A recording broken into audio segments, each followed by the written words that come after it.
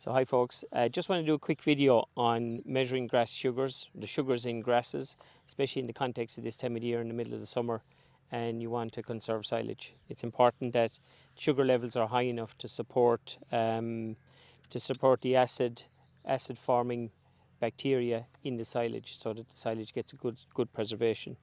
So the piece of kit I have here is a refractometer which effectively measures the sugar levels in the grass, and a crusher here to grind the grass and to get a solution from the grass itself so that we can use in the refractometer.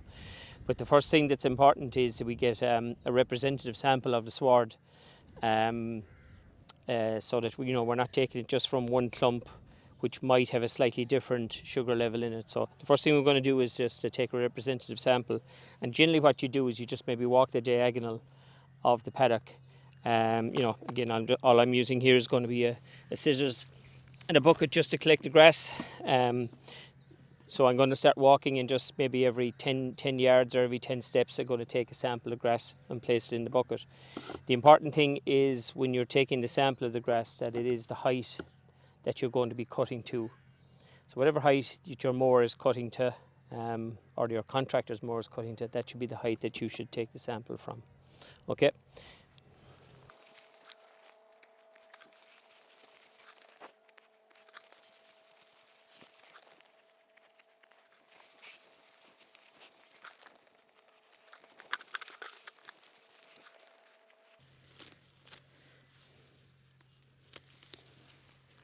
Okay, it's probably enough of a sample, just for this small paddock. It's probably enough of a sample to be reasonably representative. So we'll head back now to the refractometer.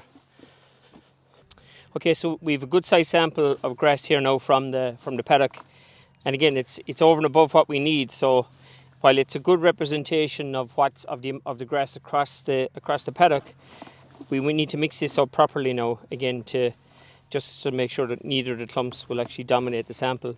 So what we'll do is we'll just take it, try and gather up all the grass as much as we can, and I'm just going to cut it into small sections. It'll just make it easier to mix it up.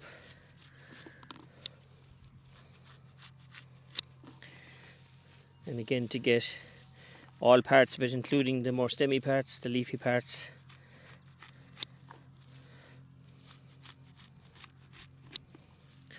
When you're cutting it into small sections like this, it also makes it easier then to grind it down.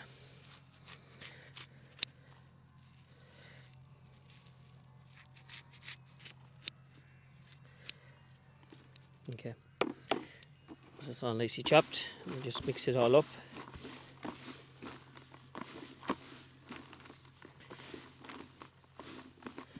Okay, so it's all nicely mixed there now.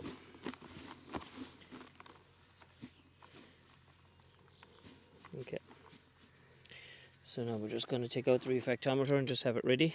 Just make sure it's all okay. Yeah, okay. Have that ready on the side there.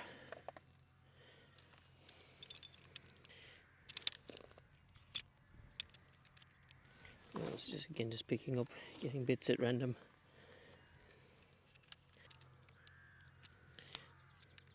We don't need a huge sample. All we need effectively is 3 or 4 drops of solution. So we just crush it. The drops begin to come there, so I just hold it there and have the refractometer ready.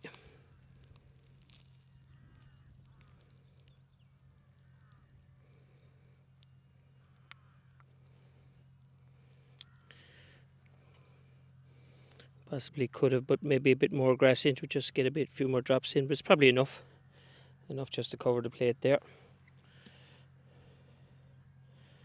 Place that down over it. So now we can show you on camera after, but in here I can just view in here, and there's a scale. The Brix scale is in here, and that shows there's colour differentials between the level of sugar in it and on the scale. So in this you're able to see that there is approximately 3 to 3.5% on the Brix scale here.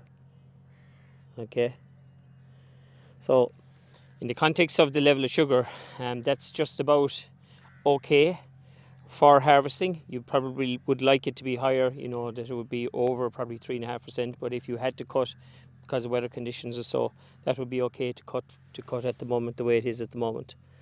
The other thing to note is that sugar levels change during the day. So what happens is when the sun is out, the plant is taking energy from the sun and through photosynthesis, it's creating sugars within the plant. And then so that during the day it accumulates sugars. So the sugar levels are the highest in the evening time after a full day of sun.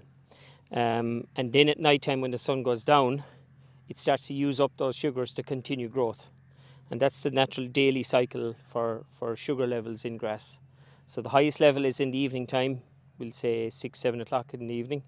And then the lowest point where you'll read sugars could be in the morning, just before the sun is probably, you know, around maybe 7 or 8 o'clock in the morning, before the sun really gets high in the sky. Okay, but again, that's just to show how to use a refractometer to measure sugar levels, especially in the context of making good quality silage.